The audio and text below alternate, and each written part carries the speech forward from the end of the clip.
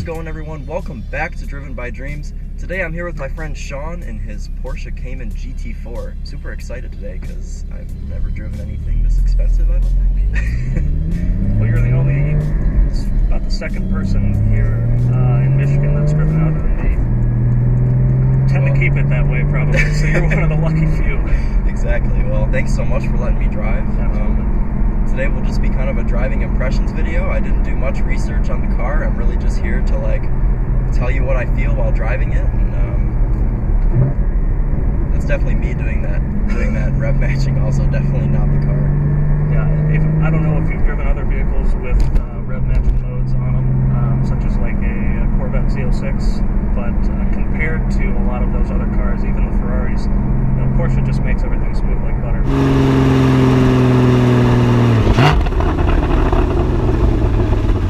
Right. It doesn't matter if it's their PDK or their manual transmission. The rev matching mode is really just absolutely wonderful. You don't have to use rev matching mode while driving. You can actually shut that off for some of the more spirited drivers. But I'll tell you what, on the track, that rev matching mode is just absolutely wonderful. Yeah, I bet. You don't have to worry about all that stupid heel toe. Well, so this car was introduced in 2016, right? 2015. They didn't start selling them here until 16. Yeah. Okay, so in America, 2016 was the first model year. 385 horsepower? Yep. Wow, it's even, while I'm going from fourth to third, it's like rev matching each. Absolutely. It'll even rev match first. That's kind of frightening. Yeah. Don't try it. No, don't plan on it.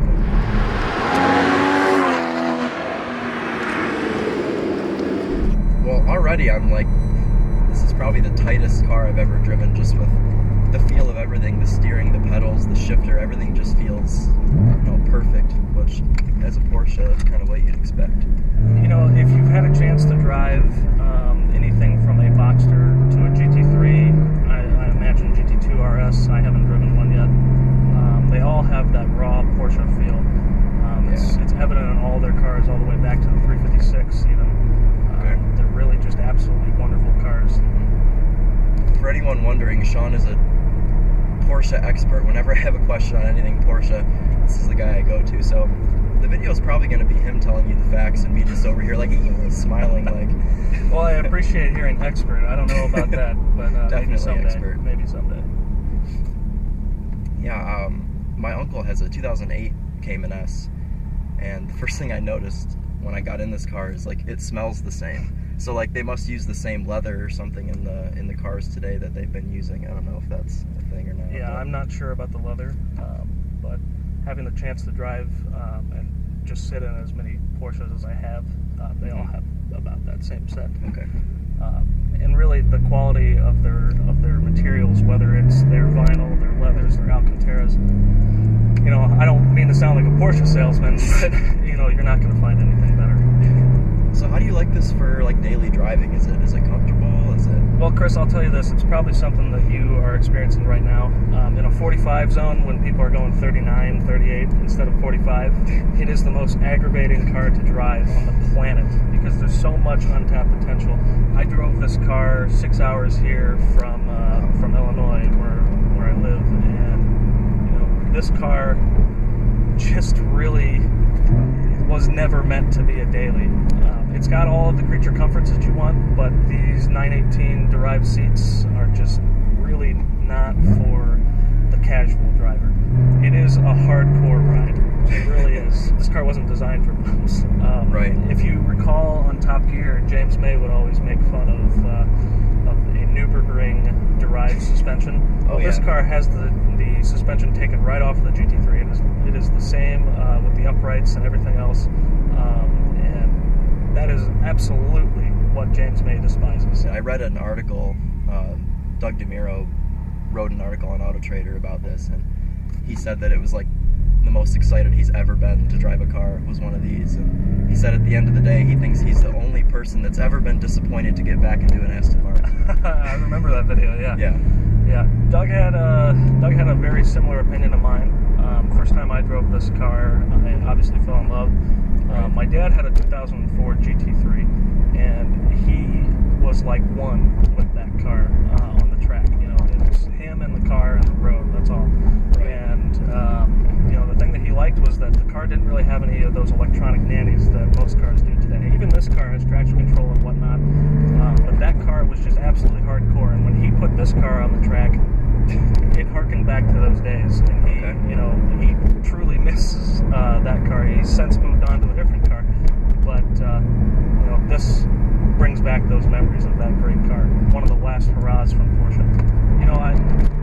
couple thousand miles on it already, even in the short time that I've owned it.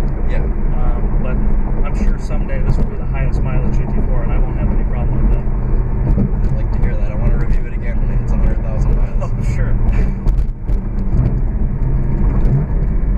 Wow, this thing makes me seem like a really good driver. I hope you are a really good driver. I am letting you drive it.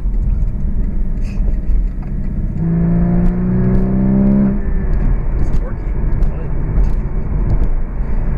I thought driving this I'd be able to relate some things back to the 2008 Cayman S, but it really feels like a totally different animal, honestly. I'm sure you've been behind the wheel of every Cayman ever made, Yeah. so I don't know what your take is on that, but from what I remember, it's been a year or two since I've driven the 2008, but Sure. I think that this car is like... Well, that would have been a 3.4 liter, and this is the 3.8 liter out of the GTS 911. That Cayman S that you were talking about, really, that's a car that was made for doctors and lawyers, or even kids like you and I, to really enjoy, but not get themselves in trouble. So what is this car made for then? To get yourself in trouble.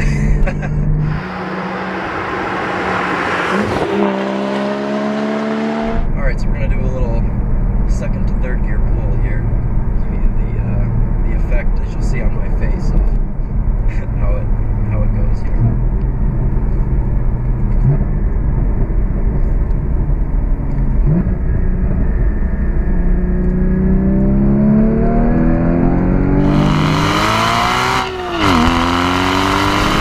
Wow, you really feel that power after like 5,000 RPM. Absolutely. Wow, that really is like after 5,000, it sets you back in the seat like crazy. Holy crap. Do a little bit with the windows down. I want to hear. I just heard like a little crackle and pop. Oh, that's so much better with the windows down. Oh, yeah.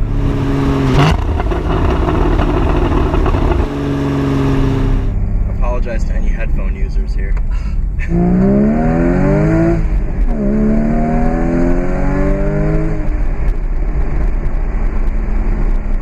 That's good. Oh, yeah. Very good. It really kicks into gear, like you said, above 3,000 or 4,000 or 5,000 RPM. Yeah. But down low, it's really got some bite. It has no problem spinning the tires, but it's a really wide tire. It's a really wide tire. So you've got a lot of traction to kind of brake. But, it's almost comparable to a muscle car in the way that it'll go off the line. That's actually really funny because I was just going to say that it feels very planted, but I assume that's all, the electronic nannies and everything. But, I mean, it felt like it didn't want to go anywhere. I guess it did there. I'm noticing also on this little, like, third dial here, it's like a torque curve or something. Yeah, you've got a couple of different options, which is controlled with the stock here. Okay, push it up. Yep, or actually, yeah. Oh, G-force. Yep, push it up. Oh, I like that. Either way goes... Gear shift assist. Yep, it shows you all kinds of different things. Whether it's performance rating or once you get up towards high RPM, it'll actually flash it to shift. Oh, so it's like a shift in a drag car, yeah. Okay. It's got all of this red trim that would usually be stainless, and it is just absolutely intense to look at. Even the center vents are painted red on this car. Oh yeah. Only Porsche would have an option where you can get the slits in the vent painted body color. That's so Porsche. Yeah. I love that. It makes the interior pop just that much more. I know how you said that the steering wheel is optioned for leather and a few other things optioned leather, but you still got the Alcantara headliner, and then there's Alcantara there on the glove box as well, and the seats. It's just really tastefully done. Yeah, the inserts are Alcantara as well. And I think that Porsche just really knows how to be classy, but at the same time, talk to racer boys like you and I, and make us interested as well. So this car is not available with a PDK. These are all manual. No, it's not available with a PDK. Right. The GT4 Club Sport, the non-street legal race car version, only comes with a PDK. Oh, that's interesting. This is a fantastic car. It's so hard to like put it into words when you're just watching, trying to explain it to a video. It's one of those cars I think that you really have to feel to appreciate.